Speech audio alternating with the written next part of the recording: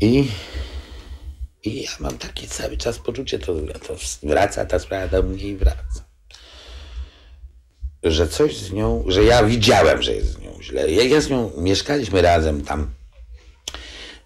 To było duże, olbrzymie mieszkanie, paliliśmy na takiej kozie. Przy tej kozie stało nasze łóżko, taki szeroki tapczan. Spaliśmy razem, przedtem żeśmy się jeszcze tłukli poduszkami, takśmy się na noc, bo było strasznie zimno.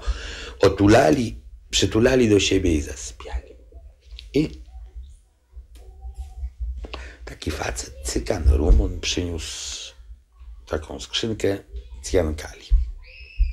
On to przynosił już wcześniej, już na Żuglińskiego po raz pierwszy miałem z tym do czynienia. Złapałem to w rękę. Taka ładna kulka i ojciec mnie złapał za rękę, doprowadził mnie do wody, wymył mi rękę i powiedział, jakbyś dotknął tego i polizał, to umrzesz. No i on to przyniósł i wstawił w tej jasnyka na takim pawlaczu.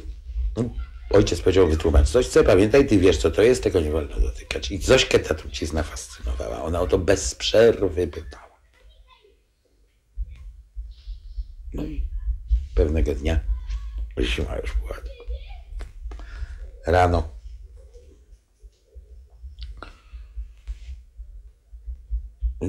coś musiało być, ja to musiałem wiedzieć, ja to musiałem czuć, dlatego że ja się obudziłem, poczułem, że ta Zośka jest zupełnie zimna i podniosłem głowę i wiedziałem, że zobaczę to cjankali, to taką jajko tego cjankali na tym krześle, żeby już gdzieśmy mieli gorącą herbatę przed tym wieczorem. No i teraz trzeba było iść do ojca. I to było strasznie trudne wyjść, bo ja wiedziałem, że ja muszę iść i nie płakać na ulicy. Jak będę płakał, to mnie zaczepią. Ktoś się zapyta, czemu dzieciak płacze. Strasznie mi było trudno. A musiałem iść kawał drogi na wzniesienie, bo ja nie pamiętam dlaczego, w jakimś takim warsztacie, co ojciec tam robił, ja nie pamiętam, a musiał być na zniesieniu.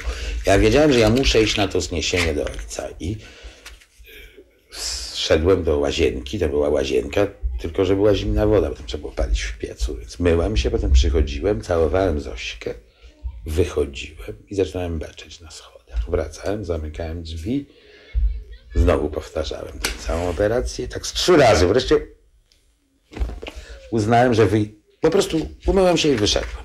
Miałem takie poczucie, że się z nią nie pożegnam. I poszedłem. Na ostatnich nogach przyszedłem na to zniesienie. Ja bym normalnie jechał jakimś tramwajem na Cycku jakoś. Ja się bałem cały czas, żeby ktoś zaczepi coś. Potem był pogrzeb. Szliśmy w trójkę. Mama z Felkiem w wózku. Ja i ojciec.